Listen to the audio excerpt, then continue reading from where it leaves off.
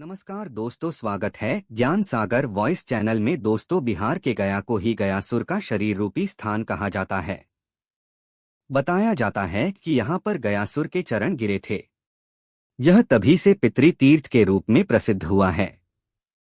यहाँ आकर श्राद्ध करने से पूर्वजों को उत्तम गति प्राप्त होती है।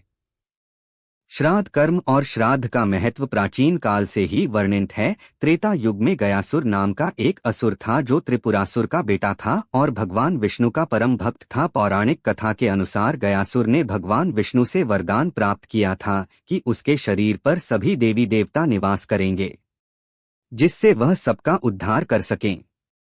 तब से शास्त्रों में कहा गया है, गयासुर को देखने मात्र से ही सभी के पाप नष्ट हो जाते थे।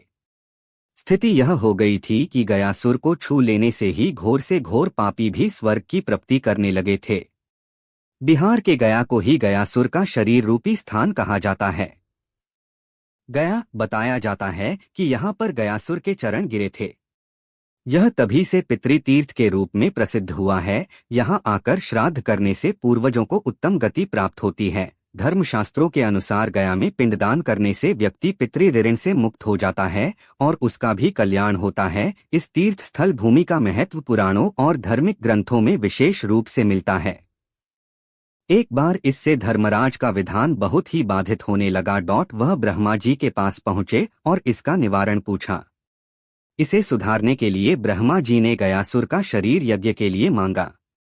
गयासुर ने इसके लिए संघर्ष भूमि का चयन किया। कहते हैं, यज्ञ के संपूर्ण होने के बाद भगवान विष्णु ने गयासुर के शरीर पर अपने को चरण रखकर उसे स्थिर कर दिया।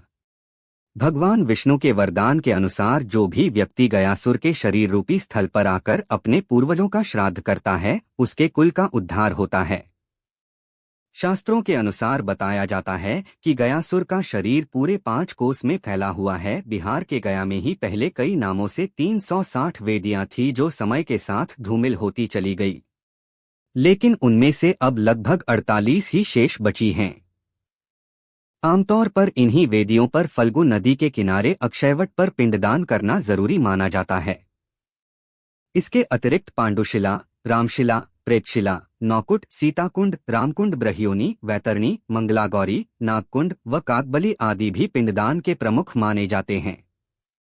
दोस्तों, यहाँ दी गई जानकारियाँ धार्मिक आस्था और लोक मान्यताओं पर आधारित हैं। इसका कोई भी वैज्ञानिक प्रमाण नहीं है।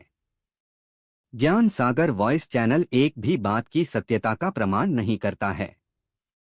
मित्रों, यह जानकारी आपको कैसी लगी कमेंट बॉक्स में बताएं। चैनल को लाइक करें। धन्यवाद।